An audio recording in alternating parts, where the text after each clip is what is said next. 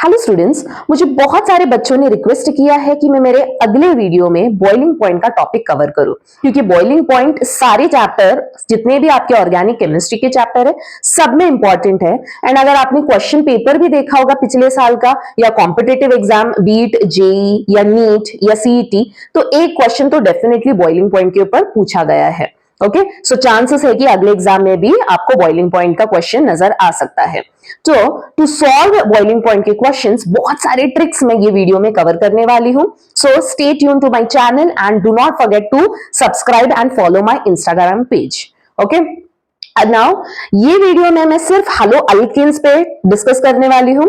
अगले वीडियो में अगले chapter that is haloarenes, then alcohol, phenol, ether, aldehyde, इन सारे टॉपिक्स का बॉइलिंग पॉइंट के ऊपर जितने भी क्वेश्चंस आएंगे everything I will be discussing and solving during. Coming to the topic, सबसे पहले तो अल्काइल हैलाइड्स या तो haloalkanes. Now you should know that alkyl halides they are what, they are extremely polar in nature.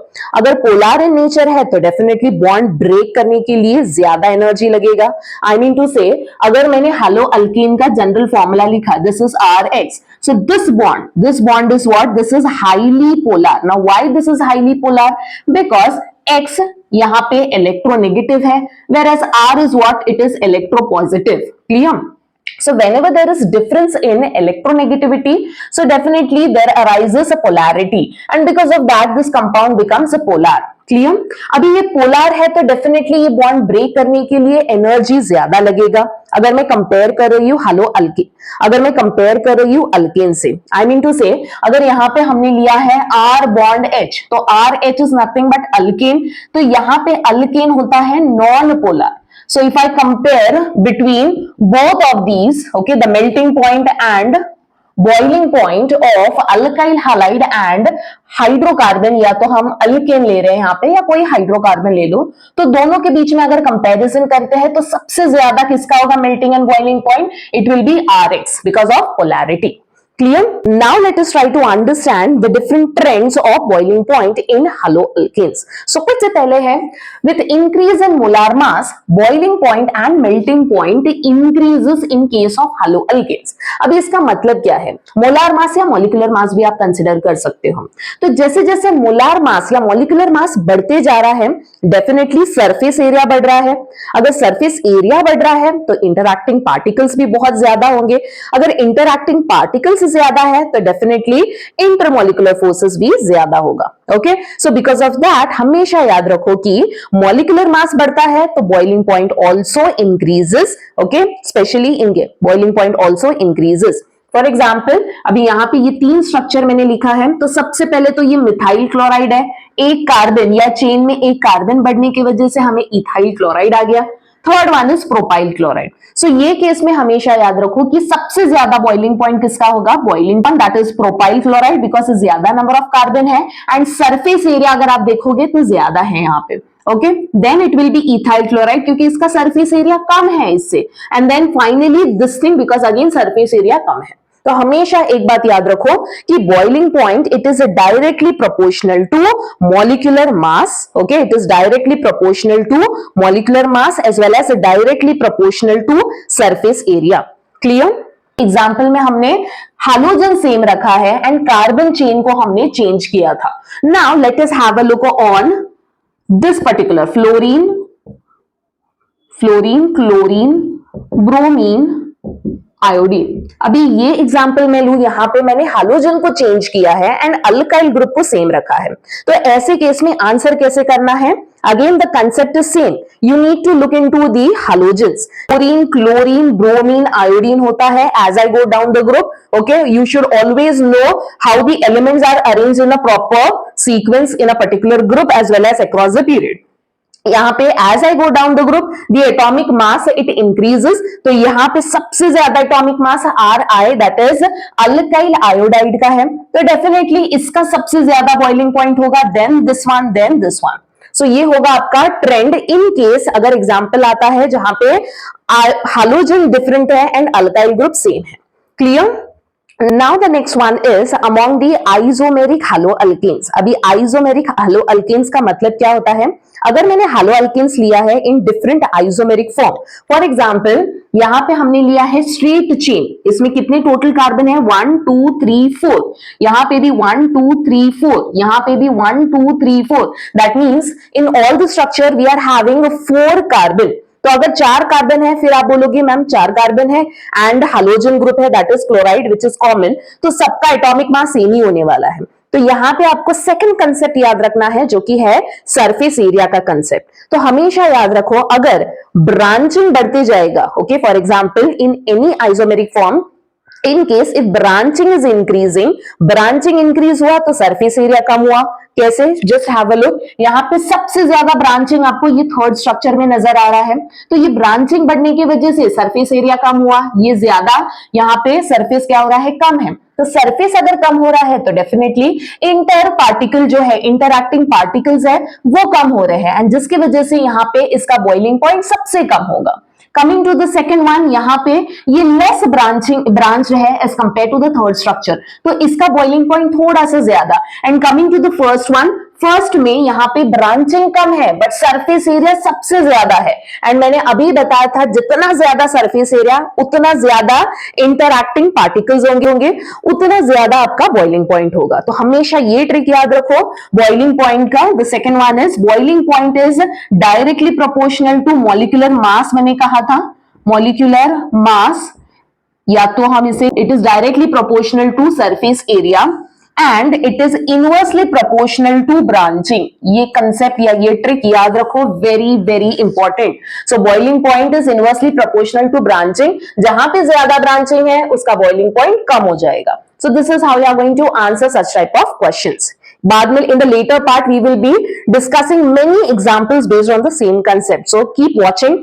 Now the next one is with the increase in number of halogen group in haloalkane boiling point increases. यहाँ पे अभी मतलब क्या है इसका? जितना ज्यादा halogen group present है इन अ कंपाउंड उसका बॉइलिंग पॉइंट सबसे ज्यादा होगा. Now do not get confuse कि मैम ने अभी कहा कि ब्रांचिंग है तो बॉइलिंग पॉइंट कम होना चाहिए. ओके, सो ब्रांचिंग कौन से कंसेप्ट में याद रखना है? इन दी आइसोमेरिक हालोअल्केन्स. यहाँ पे हालोजन अगर ज्यादा बढ़ रहा है या नंबर ऑफ हालोजन एटम्स यहाँ पे बढ़ रहे हैं तो आपको याद रखना है कि बॉइलिंग पॉइंट सबसे ज्यादा उसी का होगा. Let us quickly have a look on the structure. Now in the first one only one halogen, one Cl, यहाँ पे 2 Cl है, यहाँ पे 3 Cl है. So because of 3 Cl group present in this structure there is more and more dipole interaction. Because of that सबसे ज्यादा boiling point इसका होगा, then this one, and then finally the first one. Okay, so this is how you are going to write down the boiling point of a compound with more number of halogen. Now तो अभी हमने सारा concept सीख लिया है, तो सिर्फ concept सीखने से या समझने से कुछ नहीं होने वाला है, हमें एप्लीकेशन बेस्ड क्वेश्चंस या एग्जांपल्स भी सॉल्व करने हैं. So quickly take out your pen and paper and start solving with me. First question is arrange the compounds in order of increasing boiling point.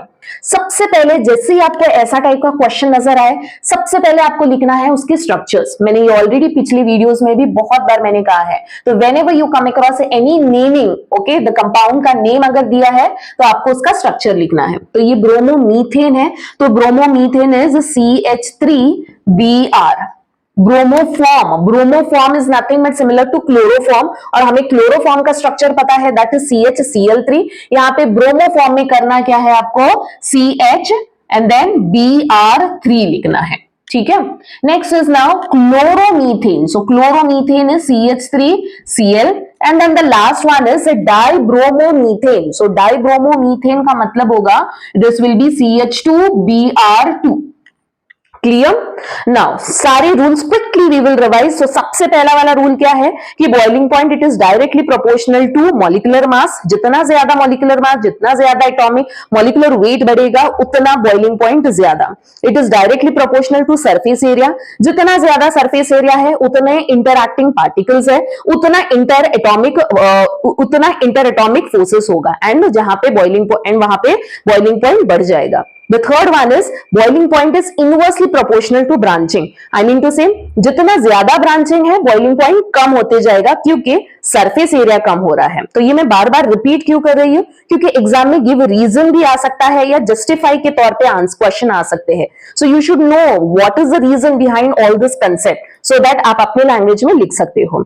Now let us quickly have a look on these four structure. सबसे पहले तो मुझे यहाँ पे नजर आ रहा है कि हैलोजन, हमने अभी सीखा है रूल्स, नंबर ऑफ हैलोजन अगर ज्यादा है तो उसका बॉइलिंग पॉइंट ज्यादा होगा। तो यहाँ पे सबसे ज्यादा बॉइलिंग पॉइंट होगा CH Br3 that is bromoform.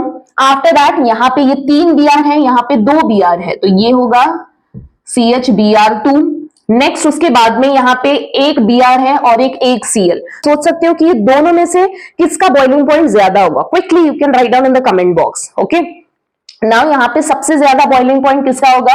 Trick क्या है, fluorine, chlorine, bromine, iodine down the group क्या होता है, एटॉमिक वेट बढ़ता है। तो यहाँ पे क्लोरीन एंड ब्रोमीन में ज्यादा कौन सा है, Br का एटॉमिक वेट ज्यादा है। तो यहाँ पे हम लिखेंगे CH3Br and then finally you will write it down as a CH3Cl। तो इस तरीके से आपको लिखना है। This is what, this is the increasing order of the boiling points of these compound. So again finally you will write down the answer. The answer क्या होगा, सबसे पहले it will be what, bromoform, then it will be dibromomethane, then it will be bromomethane, finally it is chloromethane.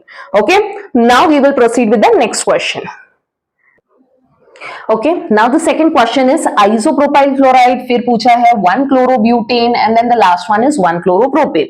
तो अभी मैंने trick बताया था, quickly we will write down these structures। तो अभी यहाँ पे सबसे पहले isopropyl chloride, आइसो का मैंने ऑलरेडी बता दिया है, बहुत बार मैंने सारे वीडियोस में भी रिपीट किए हैं कि आपको स्ट्रक्चर लिखना कैसे है। तो आइसो सबसे पहले तो ये वाला स्केलेटन जो होता है इसे हम लोग कहते हैं आइसो। प्रोप मीन्स 3 कार्बन, तो ये 3 कार्बन तो ऑलरेडी बन गया है। Chloride is Cl, so and then finally you are going to balance it with hydrogen. So this is the structure of isopropyl chloride. Next one is 1-chlorobutane. So but means 1 2 3 4 and 1-chloro मतलब first carbon पे Cl है। Last में आपको hydrogen के साथ में balance करना है। तो ये ट्रिक हमेशा याद रखो, पहले ही हाइड्रोजन के साथ बैलेंस मत करो, चांसेस है कि आप गलत लिख सकते हो। Next one is 1-chloropropane. So 1 2 3 and then Cl. So this is CH3 CH2 CH2. Next one is now you need to first remember all the rules। जितने भी सारे मैंने रूल्स या ट्रिक्स बताए हैं वो सारे के सारे यहाँ पे अप्लाई करेंगे।